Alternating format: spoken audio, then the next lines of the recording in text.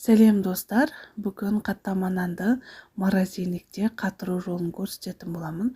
Яғни кез келген уақытта алып, қуырып, осылай дастарханға ұсынсаңыздар болады. Менің видеомды соңына дейін көруге кеңес беремін.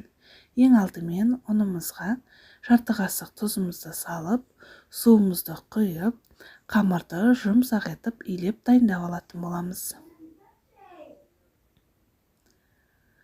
Осылай қасықпен жақсылап араластырып және қолмен қамырды илеп дайындап аламыз. Иленген қамырымызды бетін жауып 20 минутқа тындырып қоятын боламыз. 20 минуттан соң алып, өте жұқа етіп жайып шығамыз.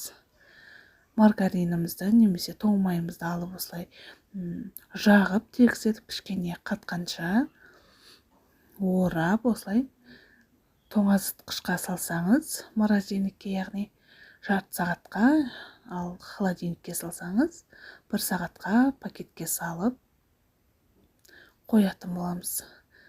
Мен холодильникке салғаннан соң 1 сағаттан кейін шығарып, қамырымды бірнеше бөліктерге бөліп, яғни 60 граммнан алдым.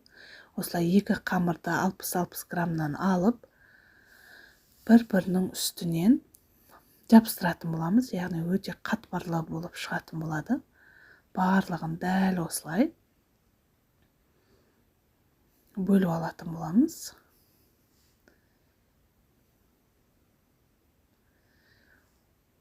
Барлық қамырымызды дәл осылай 120 граммнан алғаннан соң өте дөп-дөңгелек етіп жайып шығатын боламыз. Өте жұқа етіп жаюымыз қажет.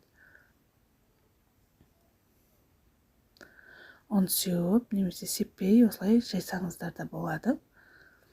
Барлығын осылай дөңгелек етіп жайып болғаннан соң пищевой пленкаға барлық қамырдың барлық жері жабылатындай етіп орап шығатын боламыз.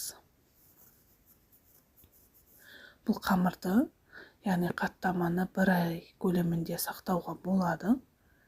Кез келген уақытта алып, майға қуырып ала бересіздер.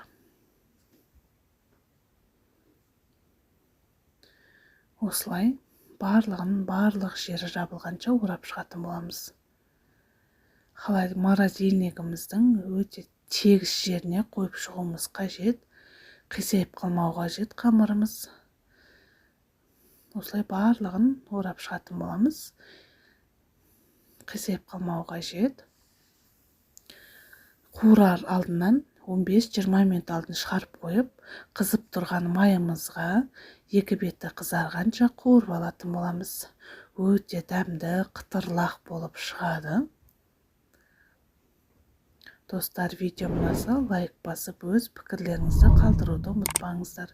Сізде дәл осылай дайындап көріңіз, ас болсын.